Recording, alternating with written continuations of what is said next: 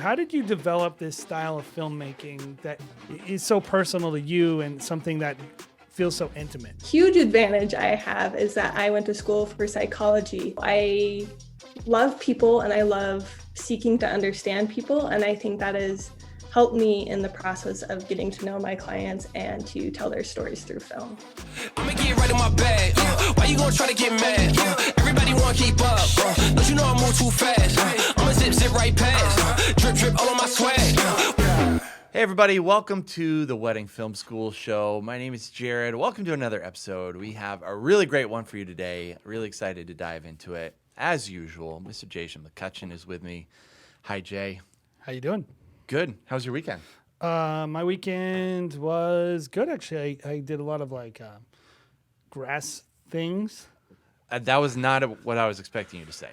I do a lot of grass things. Okay. I'm obsessed with my lawn being green. Yeah, I cheated last year and I put down those rolls of turf, and now it's all dead. Yeah, so because I need to do it again. Garbage grass. I invested last year, and now my grass is growing like crazy. Okay. So everything's working out really well for me. If you're really interested, you should check out our other podcast called Grass Growing with Jason. Grass Talk. Yeah. Grassroots, right? Yeah. But anyway, it was cool. We got some cool stuff in the mail, which is fun. Yeah, got some cool stuff, including this Aperture 60X.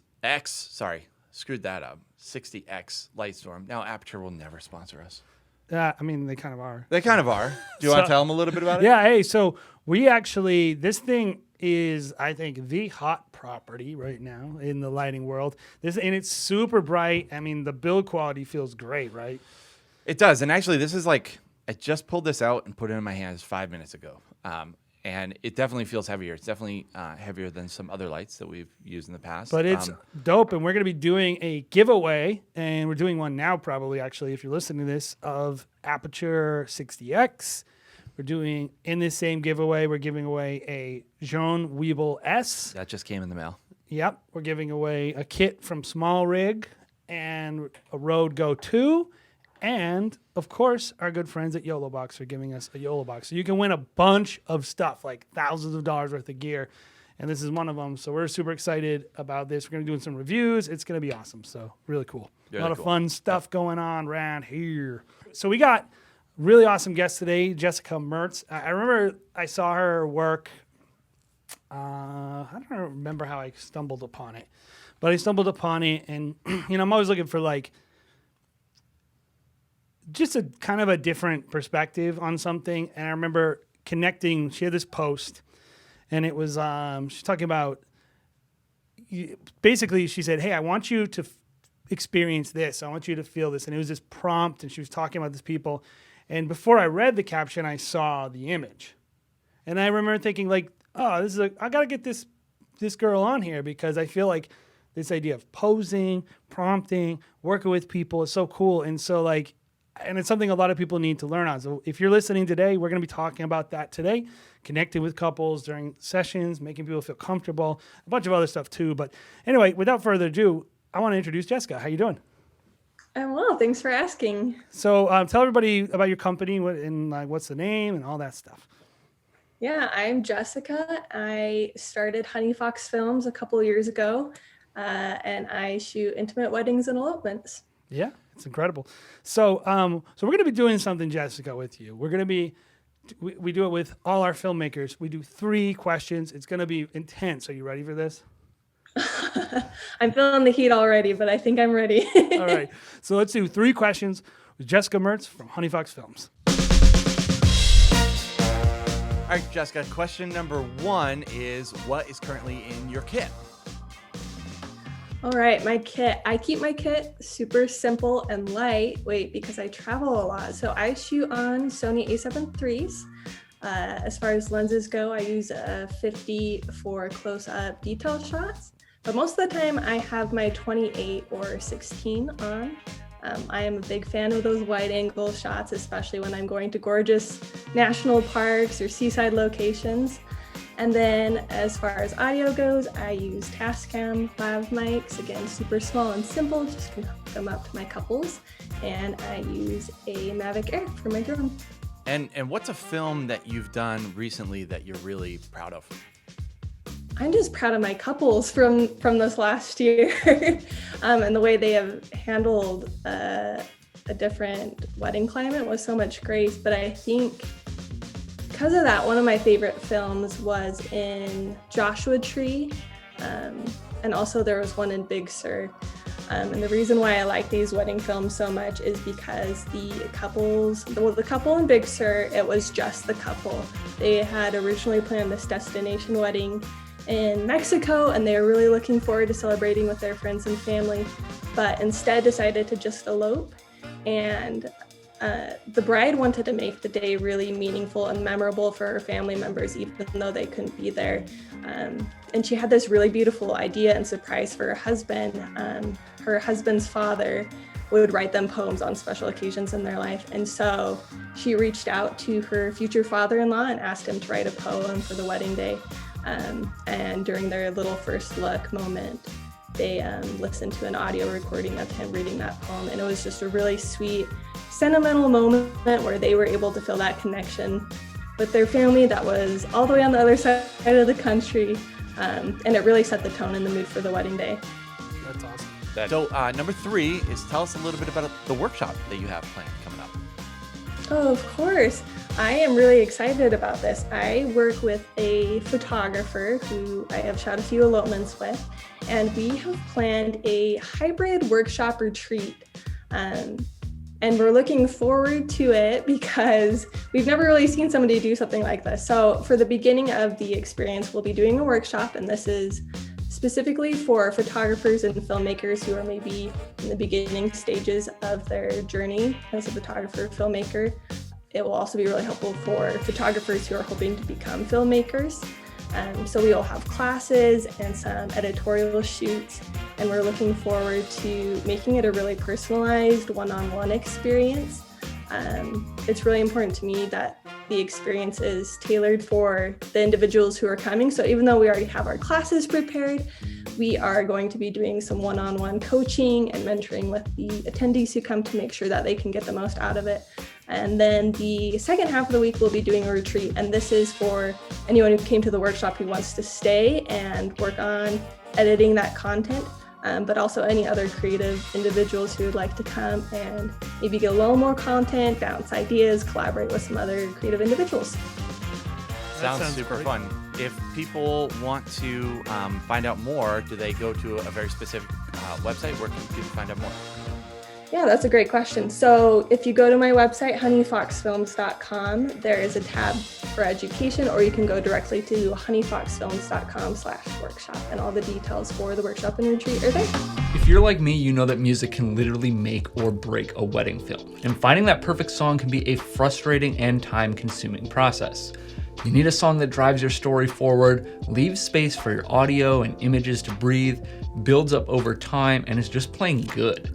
No Fear MusicBed has your back. I've literally been using MusicBed since they started in like 2011 or something, and they have been my go-to music licensing site ever since. I've used the other sites that you see floating around, but time and time again, I find myself coming back to MusicBed for the incredible quality of music across the board, their sheer volume of their library, and their killer customer support. And to make it even better, they offer an incredibly cost-effective monthly membership with unlimited song licenses for your wedding films. If you aren't already using MusicBed, you are seriously doing yourself a disservice, but you don't have to take my word for how awesome this company is. You can grab a free month-long membership by following the link in our description. So head on over, sign up for a free month, explore their library, and use them for your next wedding film. You'll be glad you did. So Jessica, thank you so much for coming on. Like we'd said before, you know, it's really important to me to feature people who do really interesting stuff. I think do things that are a little bit different and kind of excel in a few areas that maybe other people aren't used to. And like, I think we have a lot of people, which is great, crazy editing, all this stuff. To me, that's great. It does stand out sometimes, but what stood out to me about your films is just how intimate they felt. And it feels like a function of just the weddings you're doing, but also your personality. there's a sense of intimacy. You're kind of drawing out this relationship in front of them. Talk a little bit about kind of that process for you. How did you develop this style of filmmaking that maybe is so personal to you and something that feels so intimate? Well, first of all, thank you for your kind words. It means a lot to me that is translated through my films, that you can feel those emotions and that intimacy. I think a disadvantage I have is that I was self-taught. I didn't go to film school, but a huge advantage I have is that I went to school for psychology.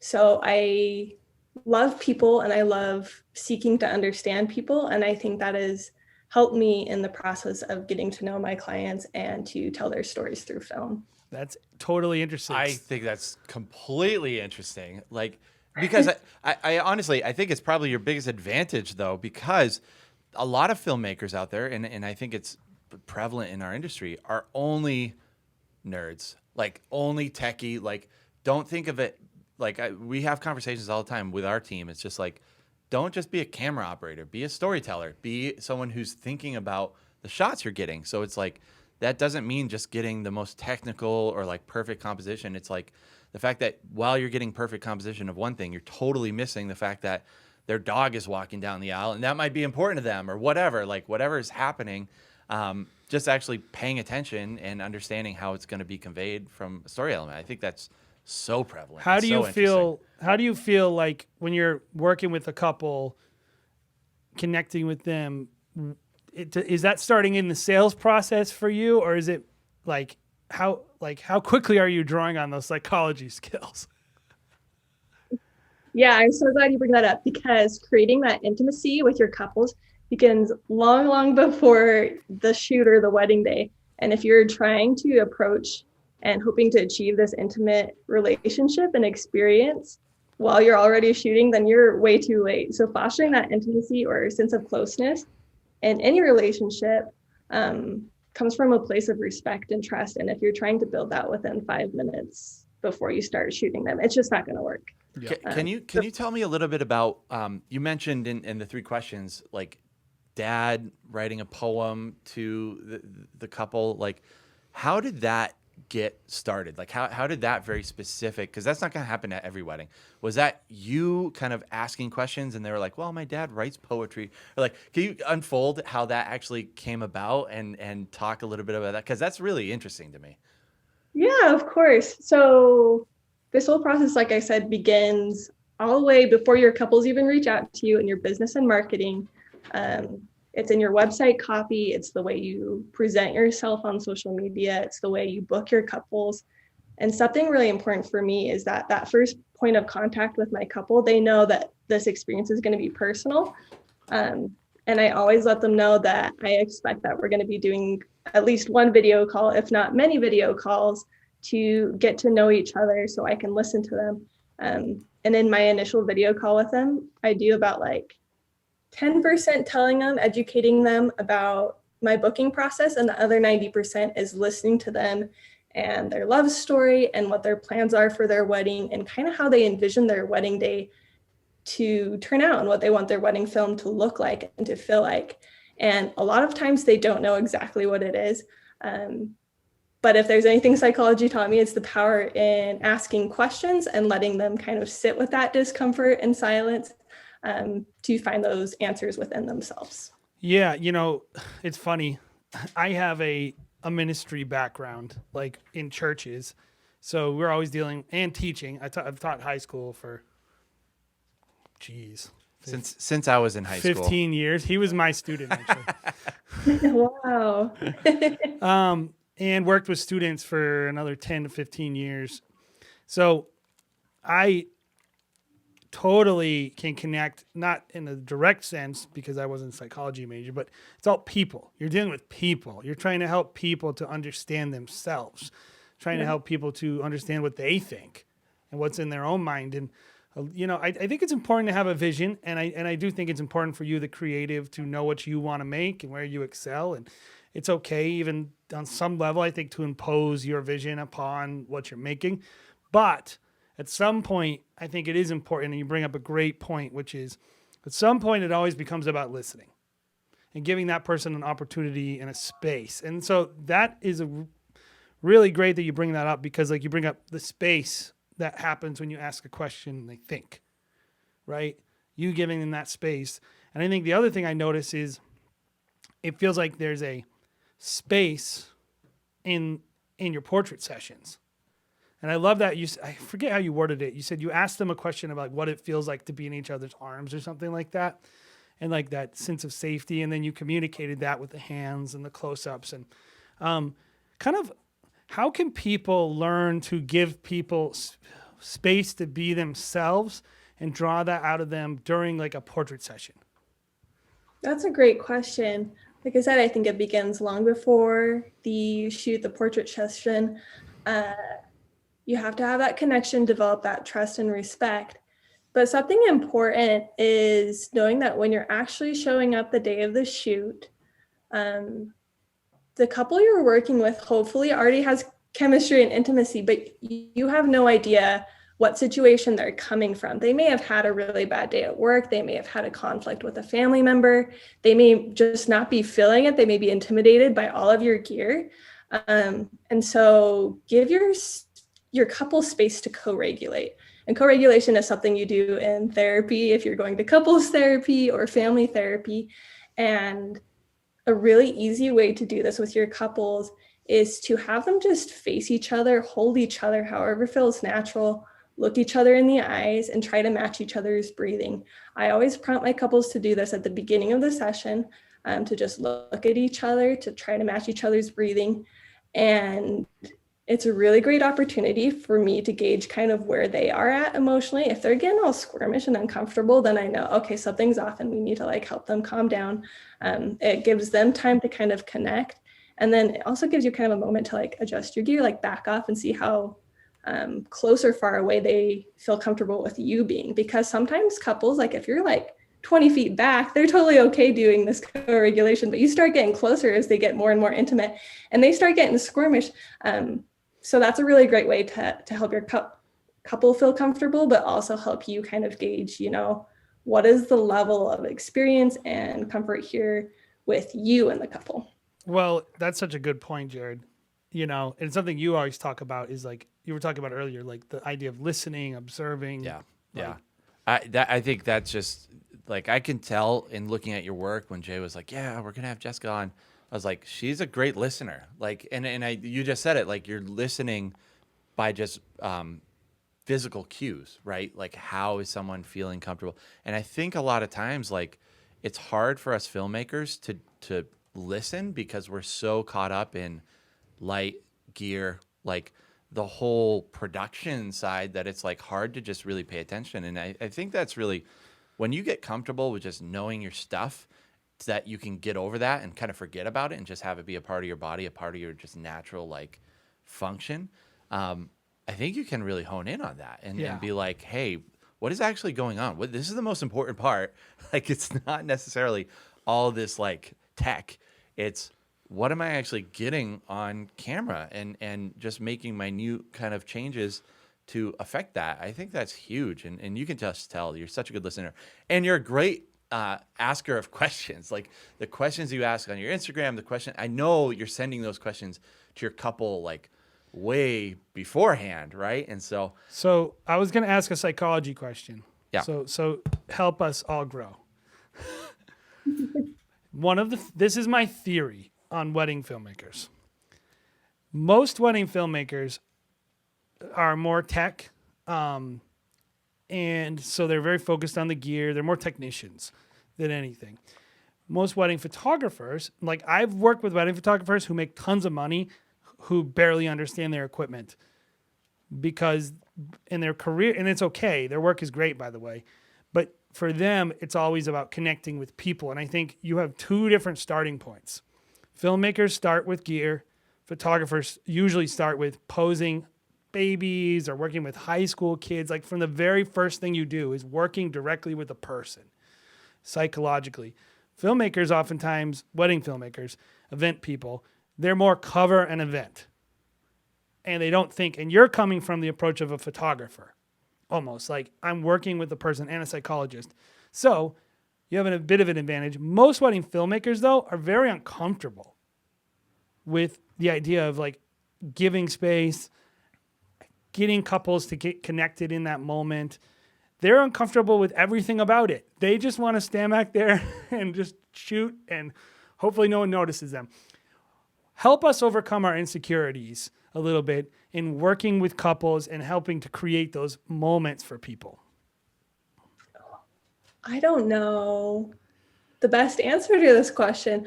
I think everyone's going to be uncomfortable. Even myself sometimes feel that discomfort in working with people. And I think the solution is just doing it, just practicing it and knowing that you're probably not going to be perfect at it. And no one's really perfect at it. Just hearing you talk about kind of your theory between photographers and videographers reminded me of, I had some missionary work experience, and we did some cold contacting where we straight up walk to people on the streets and just start talking with them and trying to connect with them, trying to find out like what made them happy, and listening to their responses. And there's a lot of uncomfortable silences and people who are offended or like turned away. And that sometimes happens when you're doing filmmaking as well, I think, as you put yourself out there to try to create this experience, this connection, and it's not always reciprocated, but it's a practice. Perfect practice makes perfect. So continually striving for that connection and observing other people who are good at it will help you hopefully overcome whatever hurdles you have with connecting with other people. Well, you mentioned something that I think is important, which is it seems you have a kind of a notebook, or like a mental notebook at least, of this is what I do to make me comfortable and make my couple comfortable. And I would tell that to people is like, figure out what works for you and don't be ashamed to just do it every time. Like there are things that just help you to settle down and work.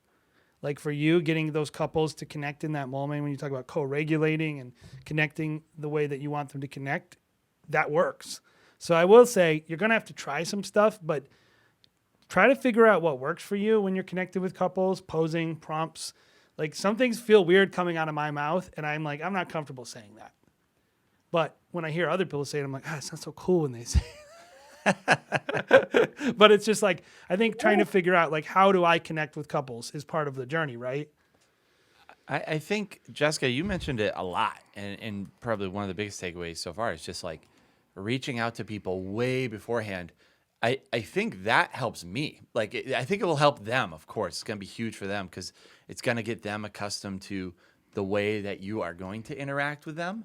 But it's also going to help me be like, hey, I feel like I know this couple. I feel like I have my fingers on the pulse of like who they are. And it kind of like makes me feel confident that I'm not just going to hop in and have them just like reject my kind of style of filmmaking right off the bat and just be like, this guy's asking like really deep questions. Sometimes I feel like I find that because, if I don't have a natural connection with couples kind of showing up to the wedding, if it's just like, hey, the planner planned this one wedding and I've talked to the couple for like 15 minutes. I haven't had that kind of creation of like a rapport with the couple. And if I'm hopping in being like asking these like deep emotional questions, it's like, I can find sometimes that's kind of like challenging to just cold turkey hop in and just be like, how do you guys make each other feel? Like when you're in each other's arms, like what's the word that you would describe? And like, capturing that, they might be like, whoa, that's like, we were just partying like 5 seconds ago. I was having drinks with my buddies. We were doing shots at the bar. Now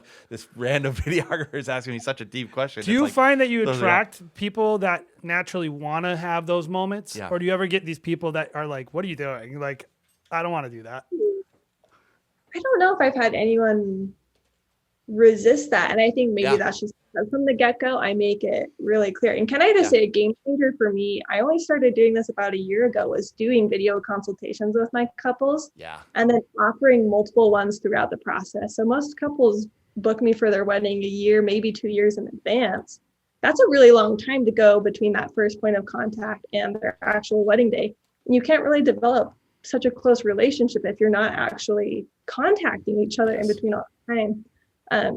And so I don't think I have any couples who are resistant to that because they know from the beginning, hey, we're going to be buddies. We're going to be talking every night. Like whenever you have wedding woes, whenever you're stressed about the way your venue's handling things, or whenever you're stressed about like your mother-in-law trying to control everything in the wedding, you can get on a call with me and we can talk about it and brainstorm some ideas that make sense for you. Yeah. And so I don't think there's ever been really a situation where they aren't comfortable with that intimacy with me, just because we're doing it all along. Totally. Well, it's like, what do they say?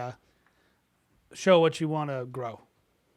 You know, Absolutely. so you're, if you put out there the stuff, and by the way, I'm not saying this type of filmmaking is what everyone should be doing, but I do think there's an incredible place in the market for it. And I think no matter what, like if you are not super personal with your couples, that's a lot of people. There's a lot of reasons for that, especially in the high luxury market. I think you can pull some of these tricks no matter what, personally. Yeah. I think you can think through, like, how do you create a space that's vulnerable as it can be in a portrait session without being someone's best friend. I really do. I think it's something everyone should work on, even if you don't get the opportunities to build this great relationship. Yeah. Talk about let's talk about, you said elopements, destination. Like, do you do a lot of these like very small, private, intimate weddings? Is that something that came out of COVID, or is that something that was always in your playbook? Yeah, that was something that was in my playbook before COVID, luckily, which worked out in my favor. I feel very fortunate to have already been in that market. I came from a community that was heavily saturated with a religious ceremony, and a lot of those couples and I just weren't connecting. It wasn't the best fit. And so I branched out and shared my love for the outdoors and hiking and nature, and was able to kind of market towards couples who have more intimate ceremonies. So yeah. Can I ask Was you? that all? Yeah. Can I ask you, like, when you, this is kind of going back to the portrait kind of side of things, is I think a lot of filmmakers really struggle with the photographer, right? It's like, hey, I want to hop in and get these very specific shots, like, but I'm also contending with the photographers getting these shots at the same time. Can you talk a little bit about like how you balance that? I know like you're such a personable person and you're so like emotionally intelligent that I'm sure you never have problems where it's just like the photographer's gonna be like, do whatever you want. I love you. Like, you're the best. But a lot of filmmakers are not that way. How would you say the best balance, how to juggle that balancing act in general? The infamous photographer, filmmaker. Yeah. The feud. It's tricky, but it doesn't have to be. Like my couples, I reach out to the photographer very far in advance. As soon as I know who the couple's photographer is, I try to make connections with them. A lot of times I'm commenting on the work they're doing, trying to get a feel kind of for their style already through their website, through their social media, and letting them know that I do look forward to working with them. Obviously, I love the couples I'm working with, and my couples are trusting them. We both have the same job to do. So naturally, I think there should be a relationship developing there. And then on the wedding day, I make sure that I understand what their needs are and that they understand what my needs are, and that we communicate what needs to happen. And if there needs to be compromises are made. But again, communication between the photographer and I are absolutely key. And sometimes we don't see eye to eye. I don't get along with every single photographer. Okay. I hope they like me and I hope I like them, but sometimes that just doesn't happen. And at the end of the day, we can't control other people. We can't control the way they're going to react. Yeah. Just understanding our locus of control and planning and preparing for what we can and letting the rest unfold. I was gonna say, with those wide angle lenses you're talking about and like how close your films feel, I'm like, you must just have a way of like, silver tonguing all these photographers into just like letting you have, go over there. Yeah. I'm just gonna hop in for a second and must get along. That's such a good point you brought up, though, and it's something we've been doing for years. You are, to be crude, insane if you do not reach out to photographers before the wedding. Like, in my opinion, that is more so than talking to your couples all the time in terms of professionalism. You need to talk to these people because they can absolutely screw you if they don't like you. And additionally, if they like you, they can make the work better. They'll give you referrals. They'll respect it. You might do a workshop with them in Joshua Tree. Like, you know, like that relationship, that it's symbiotic. Absolutely. And like, if you don't work on that, we do that. We do a volume. I don't know if you know anything about our business. We do like 120 weddings a year. We have teams. We train our shooters on how to shoot weddings the right way. And every one of our shooters before our wedding, we're like, here's the list of people you email. Photographer. Email them and say, hey, this is who I am. This is my approach is. Can't wait to help you. Let me know if you have any needs. And it makes all the difference in the world. Yeah. It really does. And so if you're listening and you want like one tip that you're just not doing, that everyone I think who's really successful is probably doing, at least on some level, connect with this photographer. Just do it. Yeah. Yeah. Everyone wants to be seen and heard and loved. And so if you're able to do that for your photographer that you're working with, then you're creating that much better run experience for your clients. What kind of photographer do you find yourself just having a great relationship with in general?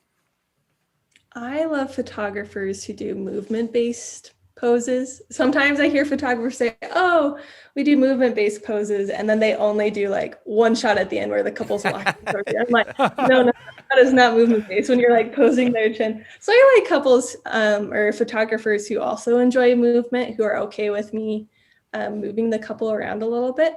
But when I work with photographers who aren't that style, then I always let the couple know at the beginning of the shoot, right before we shoot, I'm like, this photographer is amazing. They're going to be putting you in these positions to make you look your best. But remember that you're on video and motion looks beautiful on video. So always like feel comfortable just tickling each other, like kissing your favorite parts of their body or whatever. The couple needs to hear to know that like this photographer has a different style than I do, but we're going to make this work for both of us. So I love your like use of the 50 mil. And my criticism of a lot of handheld shooters, which really just means they don't want to, oftentimes means I don't want to bother bringing stuff. Like, and I don't think that's what handheld shooting should be.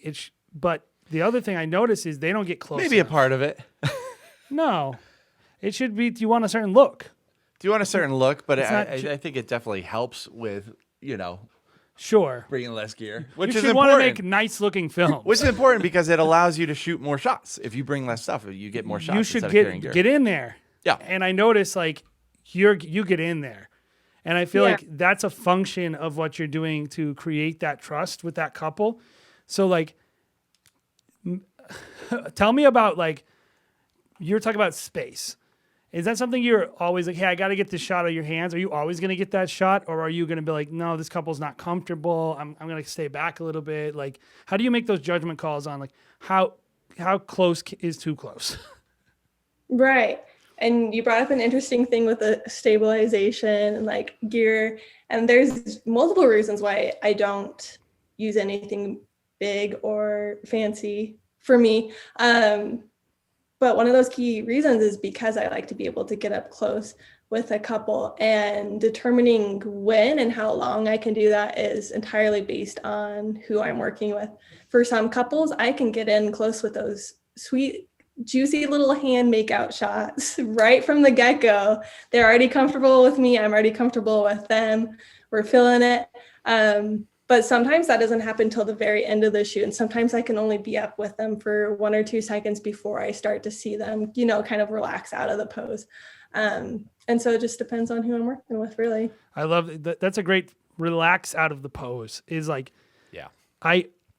one of the things I see photographers, they got the moment, it's over. Like if they shoot 20 frames and only one of them is good, fine. We can't do that as filmmakers. And like, I'll see people they put it in their films too. Like people kiss and then they separate in an awkward way. Like you can tell they kissed for this, and then you can see their lips and a little bit of tongue. And or they're just, or they go like, they kiss and then they're like, and it's like, or like trying to wipe away the lipstick that's on the jersey. So like getting people to stay in their pose a little, like prompting people to interact. Austin Trenholm always does this is when he and he's just an awesome photographer friend of ours. He's like, when you kiss, smile out of the kiss, because it consciously makes them think about afterwards. Like people will kiss and then they'll like turn towards their buddy or something. They'll do something like annoying afterwards, but the smile after the kiss is Most a nice people moment. have never had to kiss on camera that much. Like, It's true. like people need to remember, like, you know more about what is supposed to be happening visually than they do. They don't even know what they look like. So either you have to create such an immersive moment for them where they're stuck in it and they don't even think about leaving, which I think I like about your work. I feel like these people are experiencing each other more than creating a film. Or you have to be so clear with your instructions that when they know exactly how they look on camera. Yeah.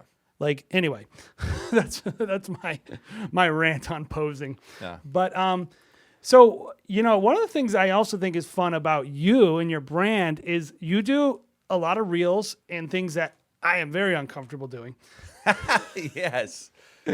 But I love it. I think it's great. And I think especially for what you want to sell, which is a personal connection, I feel like I get to know you and I feel like it communicates really well. How did you kind of make a decision? Like, cause I looked at your feed and it was like a clear, like time where you're like, I'm going to start doing this.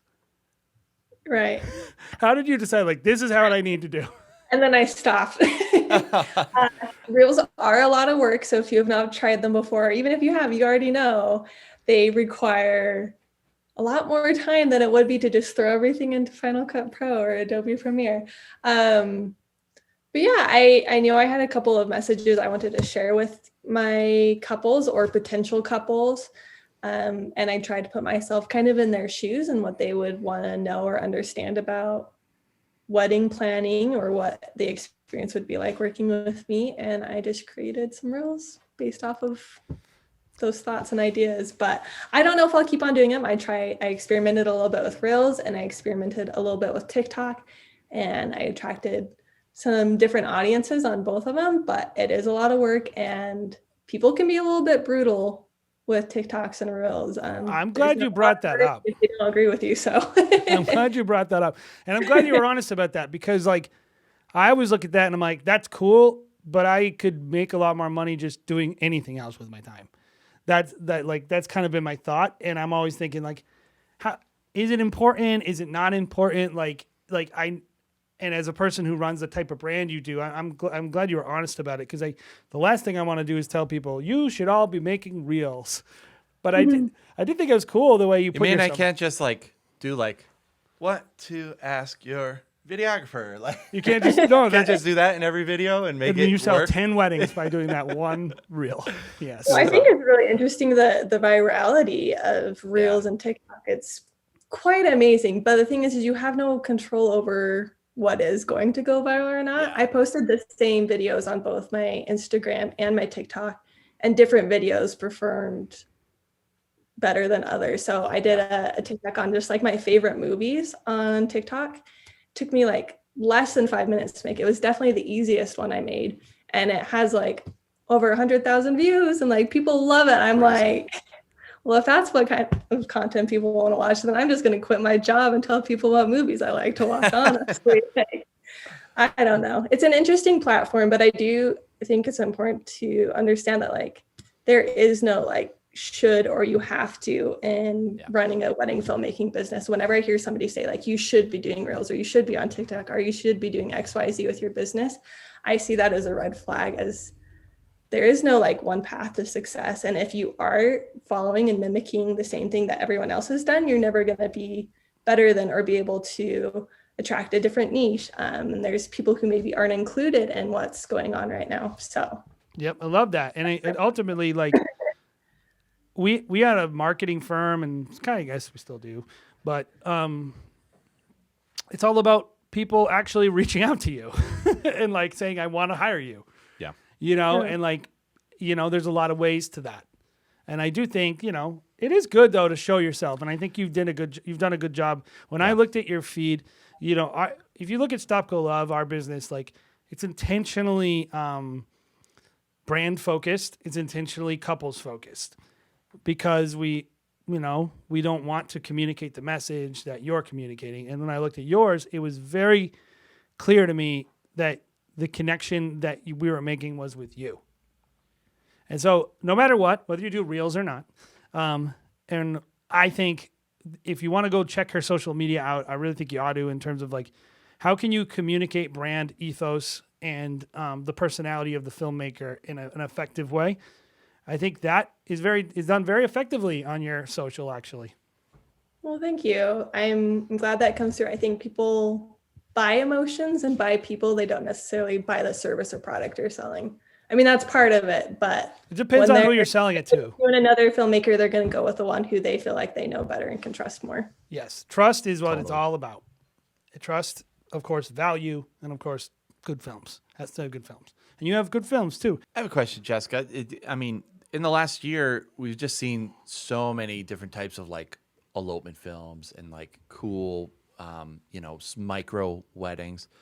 This is kind of like a general industry thing, but do you think that is kind of around to stay for a little bit longer? I know we're seeing a lot of states open up and whatnot, and weddings are slowly kind of creeping back. But are you seeing kind of like more people nowadays? I know your business is fairly young; you've been doing it a few years now.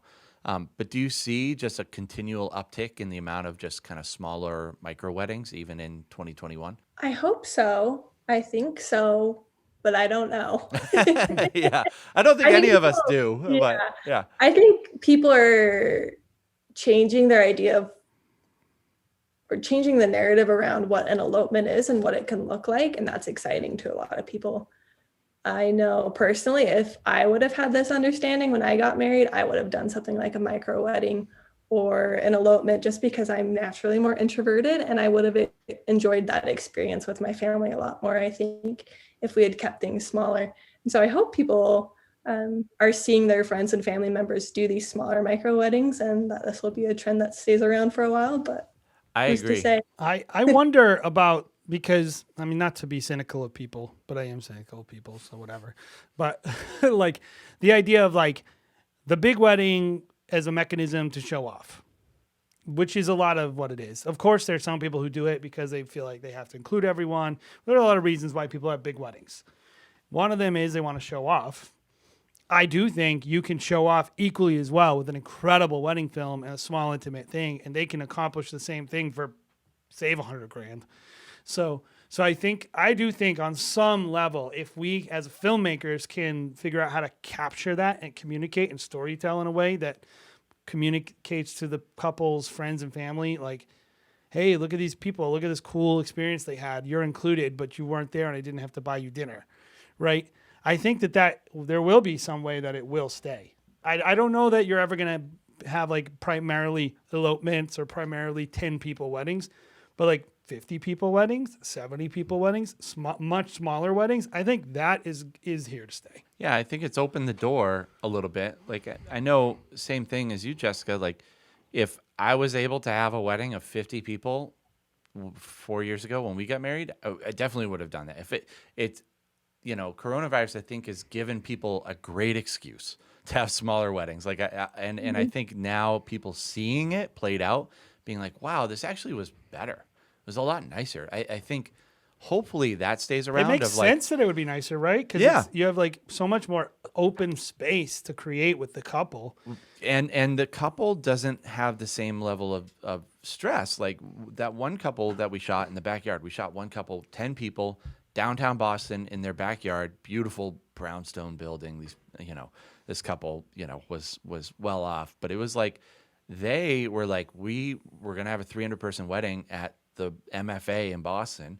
And now I don't think I would have said those vows that we just said that were so intimate, so personal in front of those 300 people, but it makes sense in this context. And like everyone's crying there, and like this couple was like well off and like very private.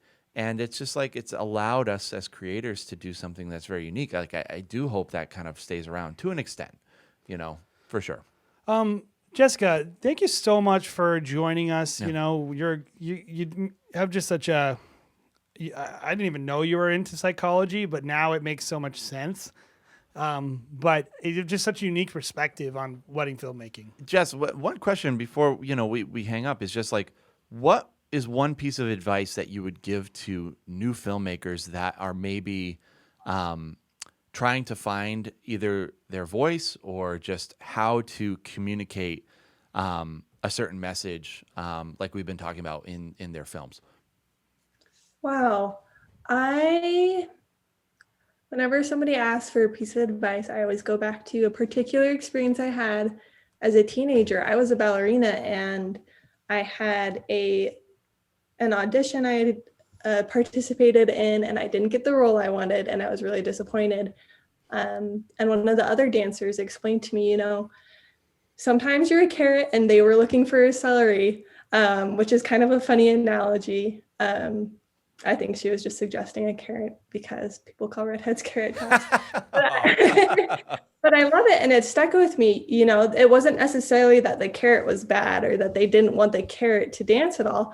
They just were looking for somebody else in that situation. And I think sometimes it can be really frustrating when we are approaching our wedding filmmaking differently and nobody is booking us, or we're trying to find our style and it's just not resonating with anyone yet. But just having that advice in the back of your head to know that there's not necessarily anything wrong with the way you're approaching things or the way you're editing your films or marketing yourself. Maybe there is, maybe you should take a look at it, but in a lot of circumstances, it's just you haven't found your people yet, your community, and that will come with time. So that's the piece of advice that came to my mind. That's awesome. Yep, and we always say that. Stick with it. The average person doesn't make it beyond 1 year. 50% of people who start wedding filmmaking quit in the first year. I think that's a shame, because I think if they would stick with it a little longer and get better and understand and get their name out there, I think they would actually, a lot of them would become successful. But there's this instant success myth that's out there that you are going to know what you're doing or that people are going to be interested. Like, this takes time, and I think that's a great point. Like, try to figure out what's right for you. Hey, so Jessica, one more time, want to let everybody know where they can find you, and anyone interested in signing up for the workshop, how they can do that. Yeah, I am on social media as Honey Fox Films, and I have my website, honeyfoxfilms.com. That's probably the easiest place to find me and contact me. I am always happy to meet new friends and answer questions, so I hope you'll reach out. Awesome. Thank you so much for joining us. If you enjoyed the show, well, we're assuming you did because you made an hour into this show. So thank you so much for enjoying it, and we would love it if you can reward our show with a like, a subscribe, a review if you're listening on the podcast. Reward us. Yeah. Reward us. It would be great. Definitely keep your eyes, ears peeled for these giveaways that we're doing. And of course, go support the people who will come on our show. They're gracious enough to come on and talk to us and share their experiences with you. So go give them a follow, give them a like, drop a comment, let them know how much you appreciate their insight and their investment in you. Thank you guys. Check it out. Sign up for this workshop, all the good stuff. Have an awesome day.